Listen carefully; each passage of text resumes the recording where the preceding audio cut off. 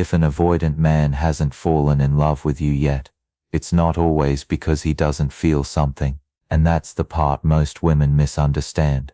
You can see it in his eyes sometimes.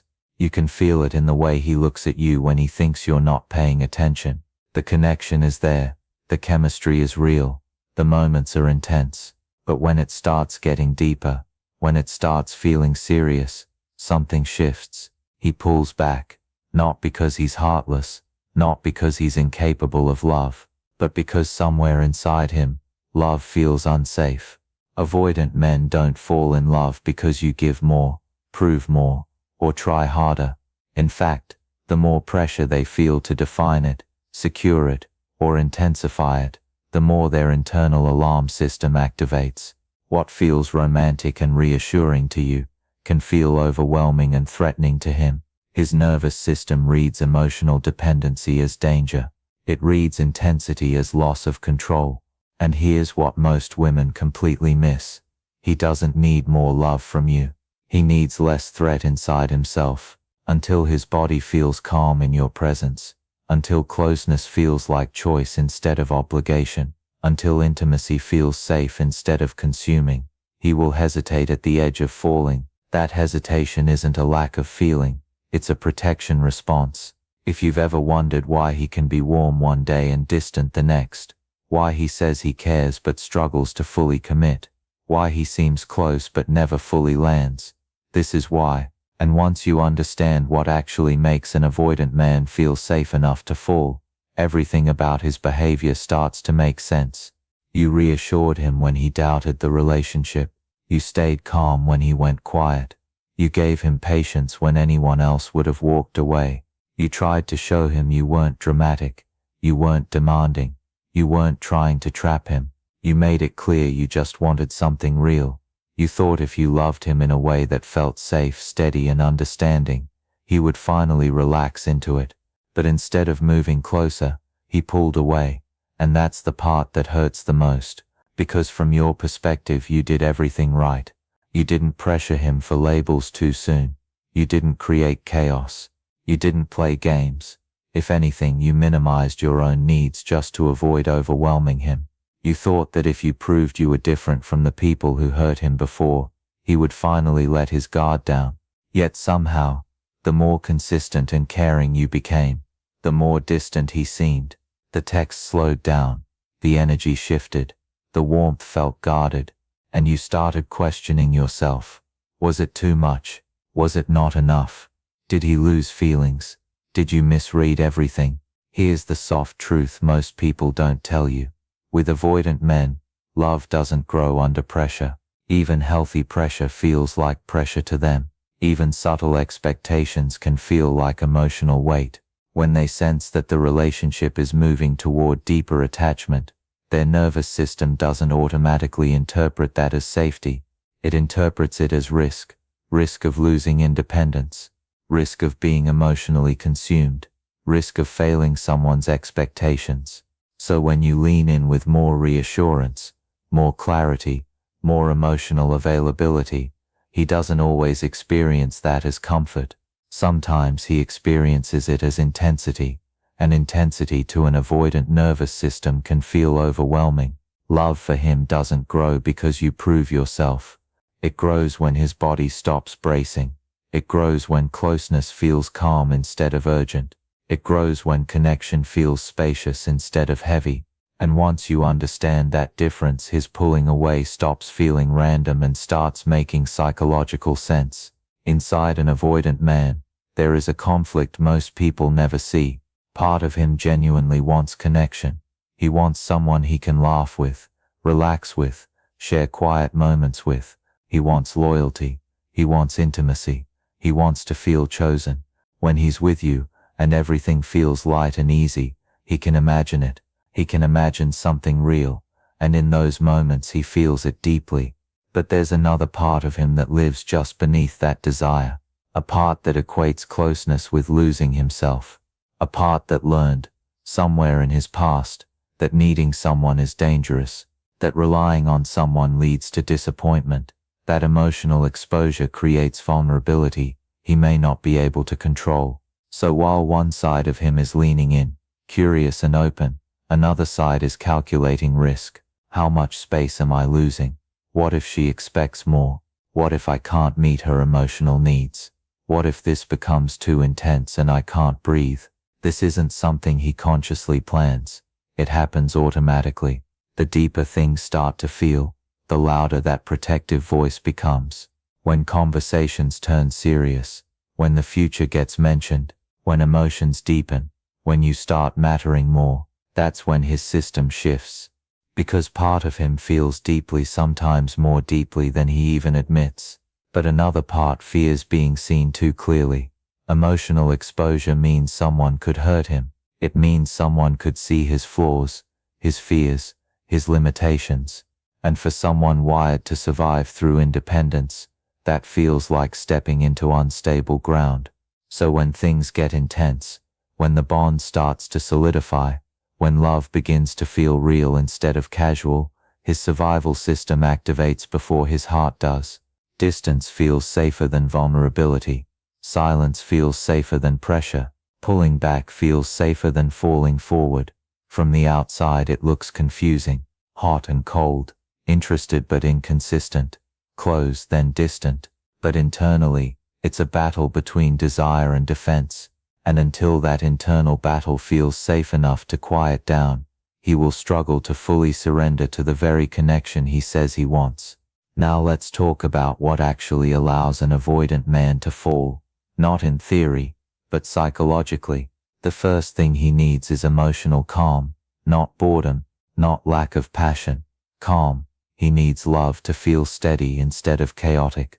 If every disagreement turns into emotional escalation, if every moment of distance becomes a crisis, his system goes into defense mode.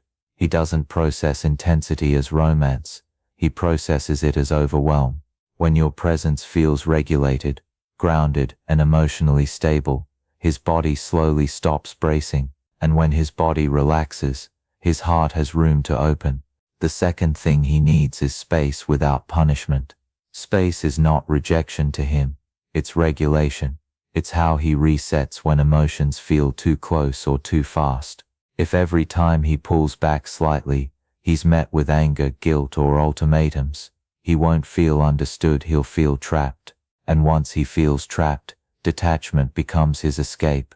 But when space doesn't threaten the bond, when it isn't weaponized, he starts trusting that closeness won't cost him his freedom. Third, he needs respect for autonomy. He needs to feel that love is a choice he's making, not an obligation he's being pulled into.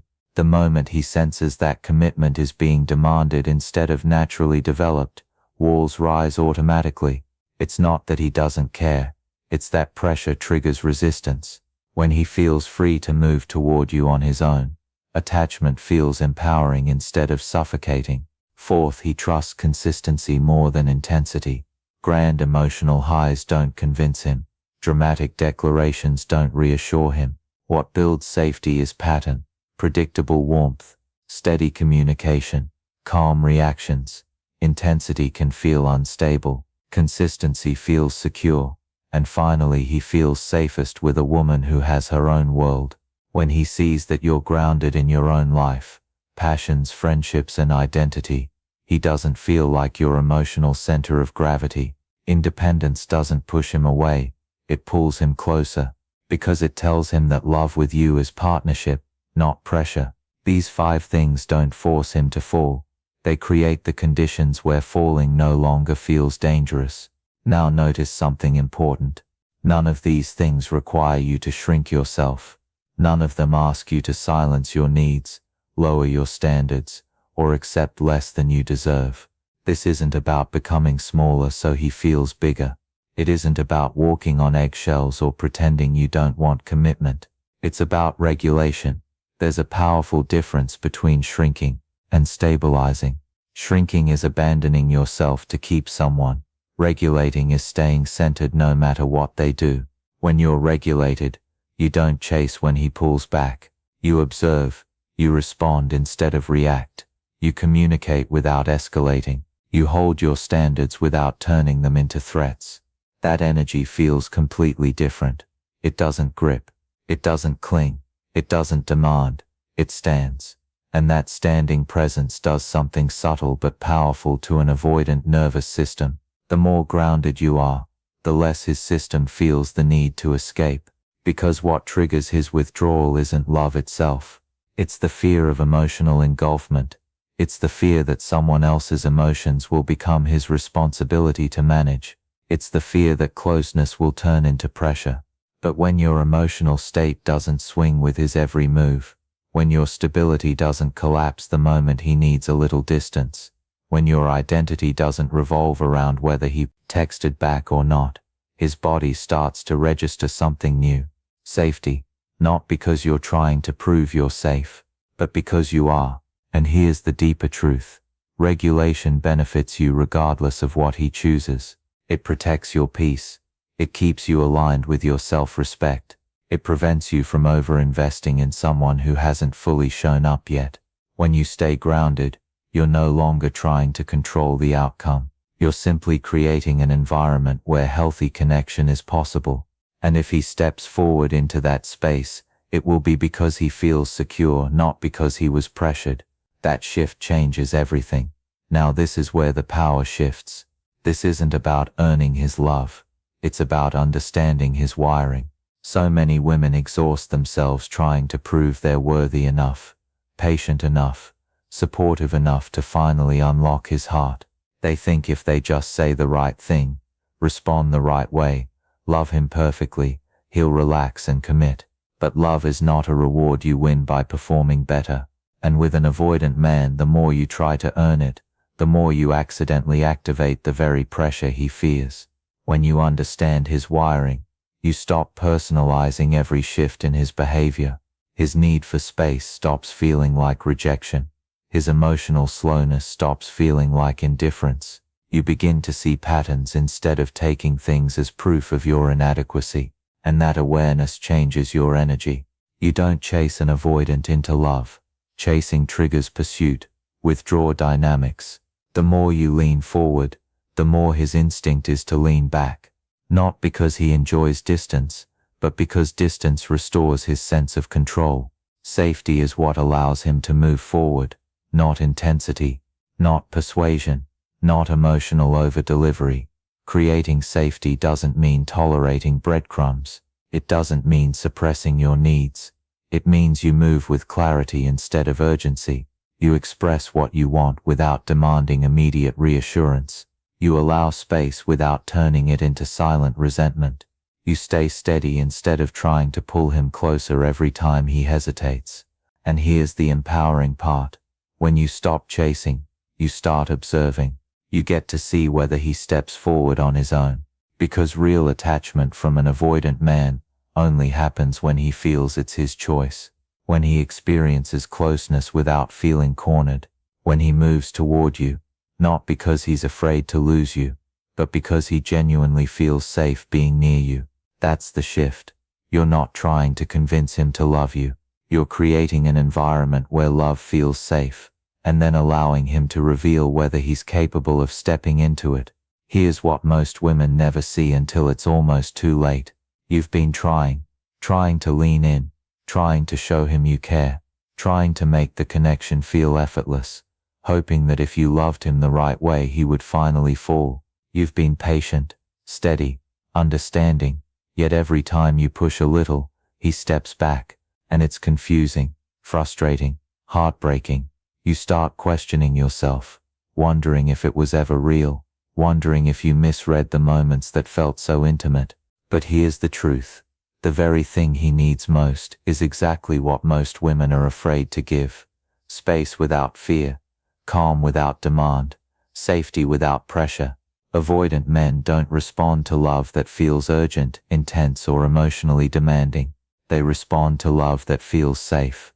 And the paradox is simple yet painful. The moment you stop forcing closeness, the moment you stop chasing, the moment you stop trying to control or accelerate the connection, that's often the moment he starts feeling it. It's not immediate, and it's not guaranteed. But when he sees you standing in your own life, calm, grounded, consistent, fully yourself, the walls start to soften. He begins to notice the stability he's been craving subconsciously. He begins to sense the possibility of connection without the risk he's been protecting himself against. He starts to realize slowly, quietly, that this presence, this energy, isn't threatening, it isn't demanding, it isn't going anywhere. And then sometimes, silent regret creeps in, because he begins to feel something he didn't expect.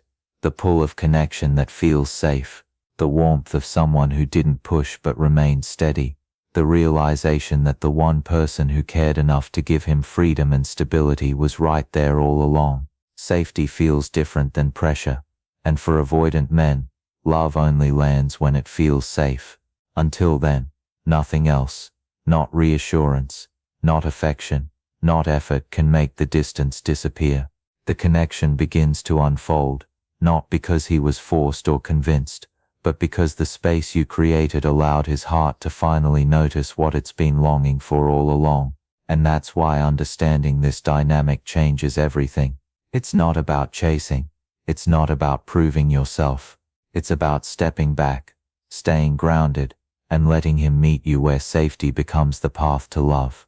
Here's the reality you need to understand, and it's one of the most freeing truths about avoidant men. You cannot force an avoidant man to fall in love. No amount of effort, no amount of patience, no amount of reassurance can make him step fully into the connection if his nervous system isn't ready. Love isn't a prize to be earned with perfection, and the moments when he hesitates, pulls back, or seems distant, none of that is a reflection of your worth. What you can do is something far more powerful. You can create an environment where falling in love doesn't feel dangerous. You can hold your ground, stay steady, regulate your own emotions, and allow space without guilt or fear. You can embody calm, consistency, and autonomy. That creates a psychological and emotional container where he no longer needs to defend himself. It doesn't force him to act, but it removes the threats that keep him from feeling safe enough to move forward. And here's the truth most women overlook. Sometimes, even in that safe environment, he won't fall. It's not a reflection of your value. It's not a reflection of your love or your effort. It's a reflection of where he is internally, of the walls he hasn't dismantled yet, and the patterns he's wired to follow. You cannot control his internal process.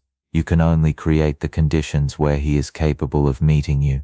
This is where empowerment lives. It shifts the story from chasing to standing, from proving to embodying, from hoping to observing. You start to see the difference between effort that invites connection and effort that pressures it. You start to understand that love from an avoidant man is never about what you do for him. It's about the safety he experiences in your presence. And remember this as your anchor. The right man, the one who is capable of deep, healthy love, won't need this much safety to fall. He won't require constant reassurance, prolonged patience, or intense calibration to feel secure. He will step forward naturally, because his nervous system is capable of regulating itself enough to open his heart. But now, after understanding this, you see why avoidant men behave the way they do. You understand why they pull away, why they hesitate, why love doesn't always land immediately. And with that understanding comes freedom. Freedom to love without desperation, freedom to stand grounded, and freedom to recognize your worth, no matter how he responds. You no longer chase, you create safety, and in that clarity, you reclaim your power.